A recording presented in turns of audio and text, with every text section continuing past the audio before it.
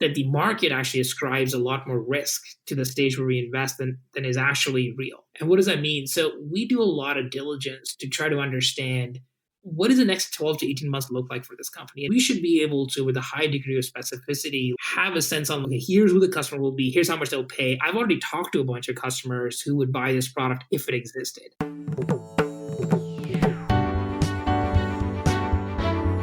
You are listening to The Sure Shot Entrepreneur,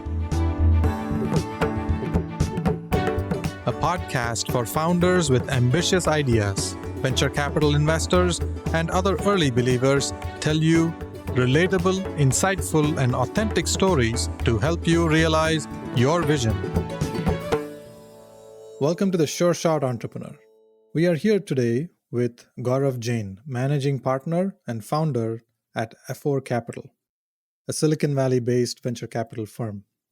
In this episode, Gaurav and I talk about his journey into venture capital, starting as an entrepreneur and later working at Google as one of the first product managers, and how he started Afore Ventures. We talk about specific examples of startups that he invested in, like Cruise Automation and Moderna Health. He gives his perspectives on what he looks for in entrepreneurs, the storytelling, the market sizing, and other details that he likes to see in the conversations with entrepreneurs. Gaurav, welcome to The Sure Shot Entrepreneur. Thank you for having me, Gopi. Tell us about yourself and walk us through your career journey over the years. So I was born in a small city in India and then grew up in India. My family decided to move to Toronto in Canada when I was in high school. So finished high school in Toronto, went to University of Waterloo for software engineering. When I went to Waterloo, my goal in life was to become an engineer at Microsoft because that was the cool company at the time, and that's what I wanted to do. Never was able to get a job at Microsoft, but by the time I graduated, Microsoft wasn't a cool company anymore anyway. But I ended up starting a company in the mobile space. That was my first exposure to venture as a venture-backed founder. So we raised what would be called a pre-seed round of about $600,000 in the summer of 2008. It's an interesting time to start a company because in the fall of 2008, the global economy melted. Thankfully, we survived. I raised a Series A in 2009. And it was right place, right time. We were building a software for smartphones. So I interned at BlackBerry when I was at Waterloo. I'd worked at another mobile company in Singapore. So I'd been in the smartphone space for a few years. And of course, smartphones at the time, mostly BlackBerry, were selling like hotcakes. And then of course, the iPhone launched in 2007 and the apps were in 2008. So it was the right place to be, even though the macro was not doing so well. Our business was performing really well. Anyway, that brought me to the Android team in late 2009 as one of the first product managers there. Had a fantastic run. It saw Android from less than 1 million total users to about 1 million new users a day by the time I left. For the last 9 years or so, I've been in venture. And initially with a fund called Founder Collective on the East Coast. Did investments there in my 4.5 years. And then left in 2016 to start Afore with my co-founder, who I've known for many years. And he's got a similar background to me in some ways. Also born and grew up in India. And then he came to the US for his MBA. And then he was the first product manager at Twitter. He was an investor at Foundation Capital before we both left our previous firms to start Afore. And the reason we started the fund is to back founders super, super early. So both of us, what we were seeing in the venture ecosystem is that funds are moving later stage. Even seed funds were really acting like Series A funds in terms of what they were looking for in terms of traction and metrics before they would invest. Both of us are really passionate about the early stage. So we left and wanted to focus on what's being called pre-seed now. So we started Afore, raised our fund one in 2016, and been doing this for 4.5 years. So now that you started your own fund, how is it different for you compared to angel investments and other investments that you made in the past? Yeah, like it's similar in a lot of ways in the sense that the core of the job is still the same, which is find the best people, find the best founders that are working on some really interesting stuff. You meet hundreds of these companies and you have to be able to quickly get to those 1 or 2 or 5 that you want to invest in and then support those companies, getting to product market fit and scaling those businesses. So that core is the same, whether I was working at a fund or if you're an active angel investor or now running a fund. There's a few additional things I have to do. As a founder myself now, you have to build a franchise and a brand from scratch. You have to fundraise yourself. So we've raised 2 funds now. In a lot of ways, it brings the humility back of what it's like to be on the other side as a founder raising capital and having to tell your story and convince people to give you money and take a bet on you. So there's some additional stuff. And of course, like customer service when it comes to LPs and our investors and so on and so forth. You are a lot more responsible for strategy and the future of the firm, but the day-to-day is fairly similar. Now, I can relate to that. Now that I started my own fund, I have more empathy for entrepreneurs. The fundraising process is pain for everyone. It's not easy to build something from scratch. Yeah, totally. And it's easier in some ways to raise money for a fund. It's harder in some ways. It is. There's a lot of similarities, but I think what definitely is common is you have to, kiss a lot of frogs before you get risk, because you hear a lot of no's. And I think you have to be up for that challenge. Yeah, you got to get used to rejection. What kind of areas do you focus on for your investments? We're more stage focused than sector focused. So you meet a lot of investors that'll say, oh, I'm focused on future of work, or I'm focused on VR, or whatever the case might be. That's one way to practice venture. We've taken a slightly different approach, which is more stage focused, but be generalists. So we are focused in that quote unquote 0 to 1 phase. Typically, it's a couple of founders that have a pretty clear sense of what they want to build, what use case they want to go after, who the customer may be. They've done a lot of customer discovery work, but they don't have a lot of traction yet. Maybe they have a prototype, maybe a pilot or two, but the business is still fairly early. And this is typically their first money that they want to raise, usually at $1 million to $2 million. And that's the round we focus on, and that's the round we want to lead. We can write that $750K to $1 million check in that round, set the terms, and help the round to come together and partner up with co-investors, angel investors, strategic, so on and so forth, whatever the case might be, and then work closely with the founders to get them to that product market fit stage where now they have some meaningful traction and a better sense of like what the sales motion looks like or what the customer acquisition costs look like. Then we can go on and raise a Series A. And then that could be a $5 to $10 million round. So we've done a bunch of stuff in enterprise software, B2B SaaS, some consumer, fintech, insurtech. So generally, from a sector perspective, we kind of say that we wait for the entrepreneur to kind of point us to the opportunity. So the founders will come in and be like, look, I've been working in this area for a while, or I've been experiencing this pain point and I really want to go solve it. Of course, it's our job to diligence that and see if it's a fit for Afore. And then if it is, then we'll make that investment. Yeah, this is a difficult space where going very, very early, super early, there's a lot of risk there. And some VCs call themselves early investors, but they don't really take that kind of risk. What stage is too early for you? How early is too early and how late is too late for you? Yeah, I think if the founders haven't quite picked like a use case that they want to tackle, that's likely too early. So for example, and we meet some stellar rock star founders with a great resume. And they're like, well, look, I want to do something in healthcare. That's great. I want to help you identify exactly in healthcare what you want to do. But we're not going to invest at that stage, mostly because it ends up a lot of times being sort of this endless, series of R&D experiments to find something that they're excited about. The challenge with that is A, they may not find something that they're excited about to build, or B, they find something that we're not excited about to be an investor in. It's just not fun in either of those scenarios. So we'd rather be helpful at that stage and wait for you to say, okay, this is the exact problem I want to solve, and for us to obviously diligence to see if it's a fit for Afore. And what would be too late is I think if they had meaningful traction where they can raise like a seed Series A, then we still want to be considered for that round, but we feel like we're not as differentiated. I think where we really stand out from other investors is in that sort of pre-product market fit stage when it's still not clear how big this can be. You said something interesting. You said it's very risky at the stage where we invest. We hear that and actually gets us really excited because it is conventional wisdom that like, wow, like you're investing like before there are any customers, before there's any traction. Isn't that like really risky? Are you just like throwing a dart in the dark? We push back on that because we think that the market actually ascribes a lot more risk to the stage where we invest than is actually real. And what does that mean? So we do a lot of diligence to try to understand what does the next 12 to 18 months look like for this company? We should be able to, with a high degree of specificity, have a sense on, okay, here's who the customer will be, here's how much they'll pay. I've already talked to a bunch of customers who would buy this product if it existed.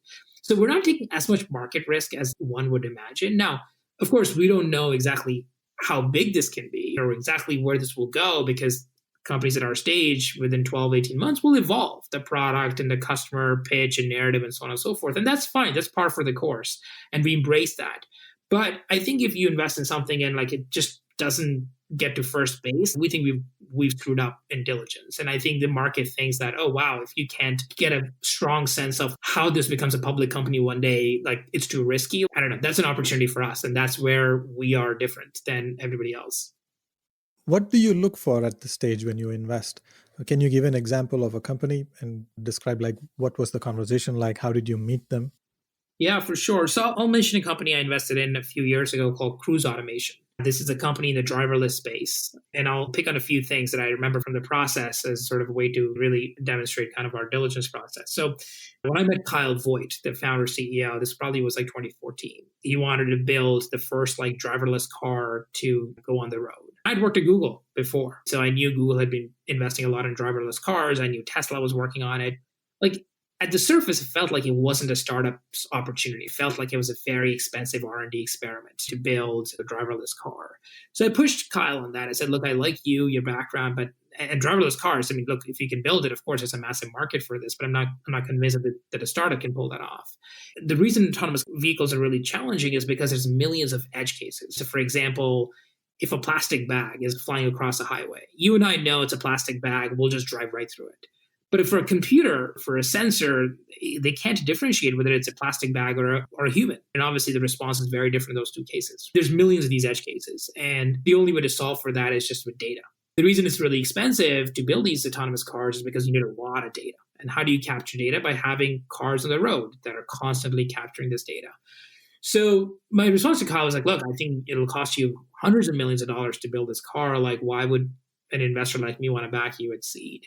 He had an interesting, non-obvious insight. What he said was, look, you're right, it's a data problem. But the way I'm going to gather data is not by putting hundreds of cars or thousands of cars on the road, which is what Google is doing and others are doing. But instead, I'm going to build an MVP, a product that I can put as an aftermarket part. And he picked Audi S5. He said, all that aftermarket part does is like keep you between the two lanes. It can help you change lanes, and then maybe it'll help you change like go from one highway to another. Simple technology. But I think I can find some like early adopters for this for whom that technology is not already built in the car.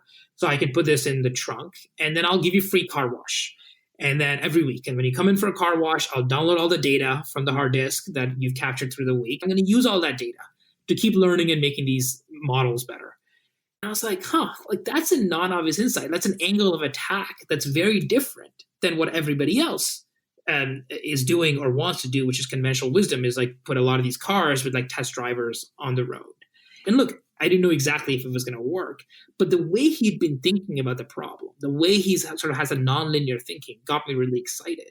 To add to that, he talked about how he had gone to MIT studying like computer vision, AI, and so on and so forth, because he's been wanting to build autonomous cars for a long time.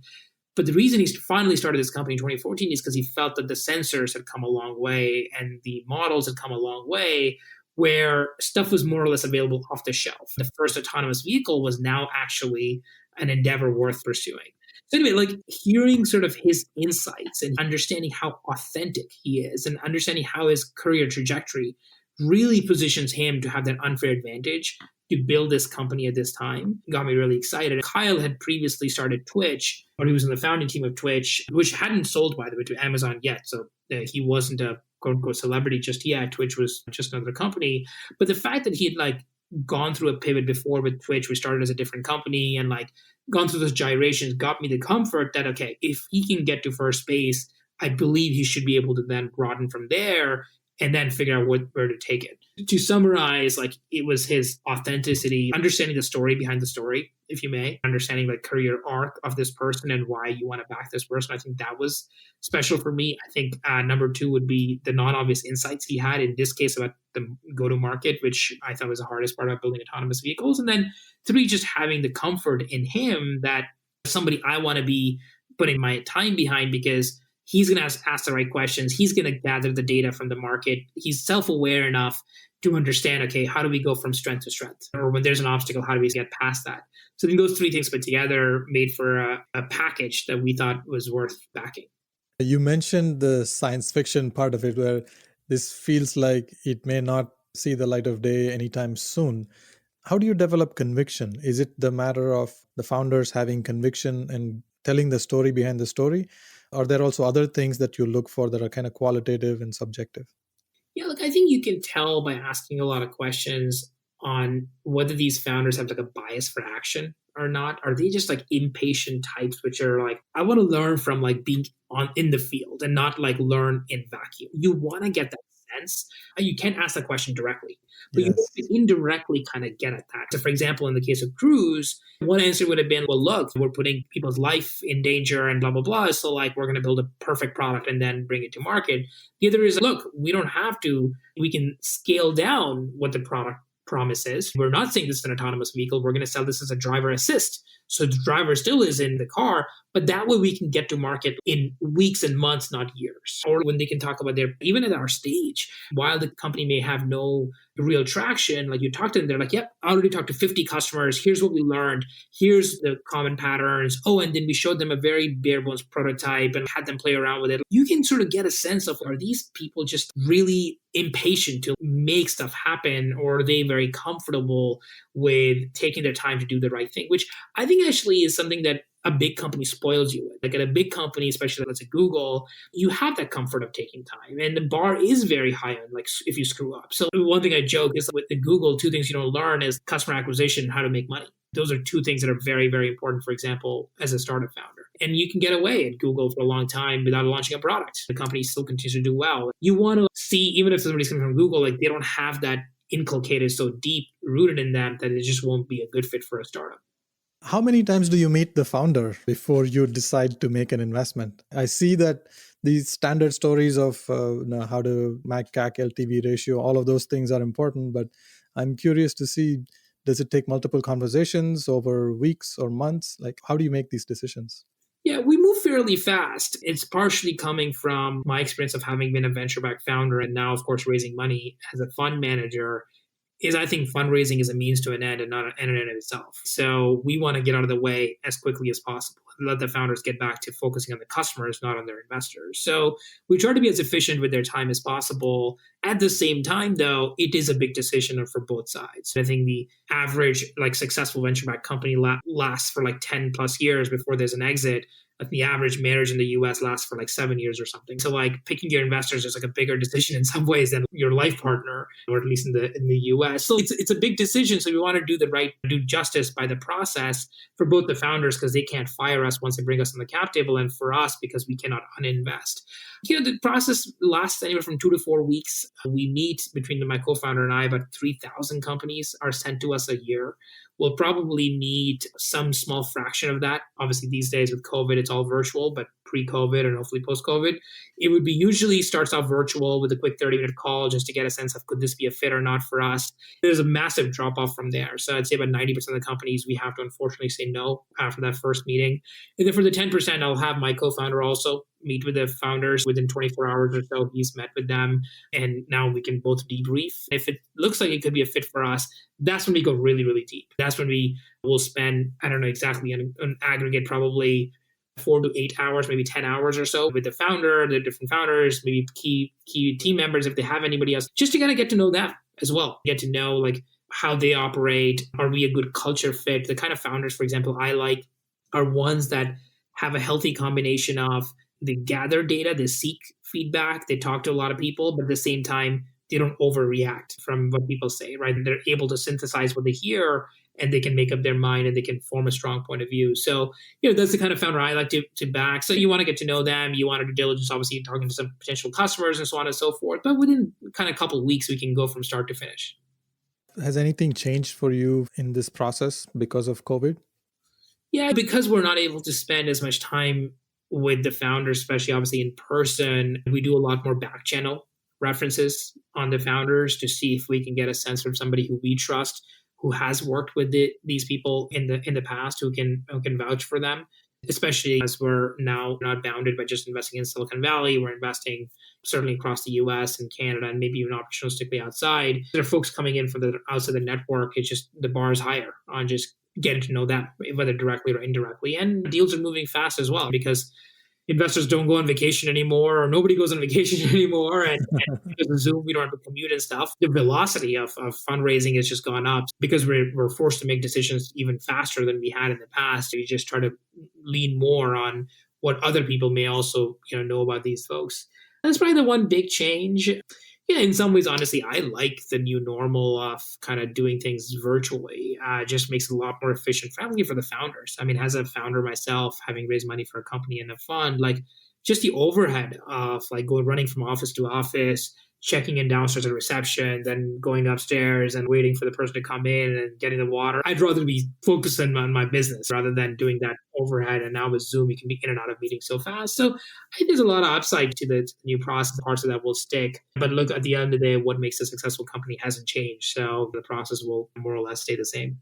Yeah, in some ways, working from home has improved my productivity, cutting out a lot of wasted commute time and networking events that didn't really matter as much. But I really miss the personal interactions and the serendipitous conversations. Yeah, totally. And especially the networking events in the evening, the dinners, I think that for sure. And like even for the founders we back, I used to prefer to like go out for a dinner or something with them and just really get to know about them and their family and where they grew up and share my story. Because we look to build these like long-term relationships that really transcend that one company. So I'll give you some examples. I backed a company called Firebase back in 2012 with the seed round. And the company was acquired by Google in 2015, I think. And then those founders did really well personally. They ended up becoming LPs in our fund, pretty significant LPs at that. Then one of them ended up starting a new company, which we got invited to, even though he could have just backed his company until like Series B or something. He had a lot of other investors wanting to invest, but he let us write a small check. So we look for these like really long-term relationships and friendships, frankly, more than anything else. I went to one of the Firebase's founders' wedding earlier this year in Hawaii. So like, yeah, that's the kind of stuff we're looking for. For that, you just got to get to know people outside of just that very formal, transactional kind of pitch meeting. Yeah, like you said, once you invest, it's a long-term relationship. Neither can they get rid of you, and nor can you get rid of them. Could you give an example of a startup? What have they done to make it easy for you to understand the business and evaluate them and get to know the founders? Yeah, it's a good question. I think you have to be able to tell a story that's captivating. And look, I'm not a natural storyteller, so a lot of it comes with practice. A lot of it comes from getting feedback from people. And try to tell your story to somebody who doesn't know much about the business or maybe not even in the industry. Only when you can explain the story well to them and they get really excited about what you're pitching, I think that's when you're ready. I feel a lot of founders get too lost in the weeds, the details. And I get it. I'm a founder myself. There's a lot of details that took a lot of hard work to figure out and you're excited about and you want to share that story. But you have to empathize with the person on the other end. I meet 5 to 6 new companies a day. It's just like at some point, if it's too complicated, you're just not able to grok all the important details fast enough. But if you can simplify it, if you can really tell a story of why this is so captivating, why the world is going to look like the way you're articulating it, that's important. Then if things are interesting, we can all dig into the details later. But I wouldn't throw the details too early, too much. Boil down the story, simplify what's so special. Focus on a few things, maybe 1 or 2 things that you have figured out that are super non-obvious or that are working really well. Or 1 or 2 things that need to go right for this to be big. That's really important because somebody said, I was too busy, so I wrote a long letter. It's actually really hard to say things in few words or to write a short document and still be able to get your message across. That's really important, especially the early stages where the numbers are not there. A lot of it is kind of potential and hope, vision versus, real data. Can you give an example of a startup that did it really well? Yeah, one that comes to mind is a company called Modern Health. The founder, Allison Watson, she was a product manager at a company called Collective Health. Collective Health basically helps a lot of self-insured employers, so big companies that pay for their own health insurance. This is the software layer that powers that. And I remember meeting her even before I met Modern Health, which is basically an emotional and mental well-being platform for employers. Before I met her, I'd been through my own kind of mental health journey. I knew that it is a problem that affects a lot more people than people talk about. It's like very stigmatized. And I felt like there was an opportunity to build a business around that to help people. But I hadn't met an entrepreneur yet that I felt that had it figured out. So anyway, met Allison, and remember she came in and she really talked about how she was very passionate about mental health, but also at Collective Health, she had seen that a lot of employers had started to ask about benefits around mental health. Employers started to say, like, look, we realize mental health affects productivity of our employees and we'd love to help in some ways. Do you have something? And there was no good partner that Collective Health could point to. That's sort of what got her to say, hold on a second, I'm going to leave and start a company to solve this problem. That was it. It's like, hey, look, I saw this problem. I think it's massive. Here's some reasons why. She told stories about like what she would hear in these calls with HR benefits managers or employees and so on and so forth. And so she talked about like, here's how we're going to solve it. And she has some really interesting insights around how not everybody, it's a spectrum. Some people are clinically depressed on one extreme end, maybe 10% of the workforce. It's a normal distribution. And most of us in the middle somewhere, which is like on and off episodic like issues with mental health. There's a bunch of folks that just want to do like proactive mental health work. Anyway, she could really summarize as to like, there's a real opportunity, I think. I'm hearing it from customers. Here's some early ideas on how we can solve the product. And like, that's it. As you dig in, you start to learn more and more details around how the algorithm would work or how the marketplace would work and so on and so forth. But she can capture your imagination by talking. One of the things she talked about was like how she believed mental health will be the fourth pillar of benefits. There's healthcare, obviously physical health, insurance, at least in the US, then vision and dental. And she talked about how mental health could be the fourth one. And like that in and of itself, you're like, yeah, like mental health is important, maybe even more important than vision and dental. Why don't employers offer that? Because it affects productivity so much, especially when you're an information economy worker. So anyway, like that captures imagination. Then you start to dig in and get more excited. It's great for the individual and it's definitely great for the company as well. I agree. Is there a pet peeve or is there something that you don't like that you see in these meetings with entrepreneurs? I generally have a pet peeve in the sense that like it feels like this whole ecosystem is still fairly inefficient for people where, Yes. especially as a founder, just being able to find that investor, getting an intro to them, it's not a solved problem, which is crazy because like with so much technology and AI, you'd imagine it should be easier. And same thing with investors. I would love to spend more time with fewer companies where I think that I could be a fit for them, I could be helpful to them, and I'm excited about them. But I still end up meeting a lot of companies where I think what they're working on is really interesting or they're impressive. It's just not a good fit for me personally or for the fund. That is a pet peeve that I hope gets solved more and more over time. And believe it or not, even now when our portfolio companies will come to us with, hey, look, we're going to raise a Series A or Series B, we'll start with a blank spreadsheet and then start to populate it with names and who we should reach out to. That is nuts. It's bananas that that's how it works because it's so much about top of mind, so much about who did I speak with last week, and that's the name I remember, not the person I met 6 months ago. So I think there's a bunch of inefficiency in how supply meets demand in this marketplace. I think somebody will solve it at some point. That's one. I think as we were talking about earlier, founders that are just not able to articulate exactly why what they're working on is truly special and different. Part of me feels like maybe there is something there if only they could just articulate better. Maybe that articulation just takes some practice. Not everybody is Barack Obama and like charismatic, and that's okay. I think that's just one of many things that are needed to build a successful business. So I think that's definitely frustrating. Also, just not being able to invest in more companies. We have to say no to so many founders, so many great founders. I think it's definitely heartbreaking. I mean, I write an email to the founders, at least no more than a week after I meet with them if we're not going to invest. And it's tough because I know what it's like to be on the other side. There's a lot of things I'm not the biggest fan of. Yeah. I want to switch to the last part of our conversation. I want to ask about community involvement. Is there a nonprofit organization that you're passionate about?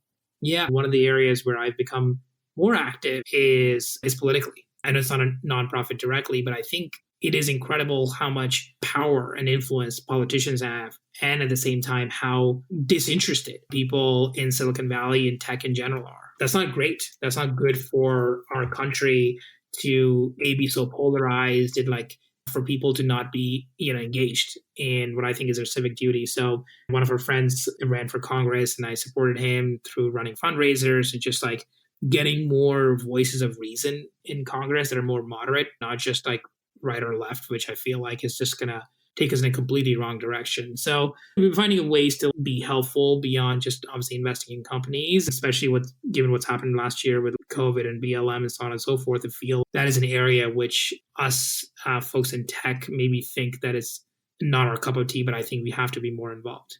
ACLU is great.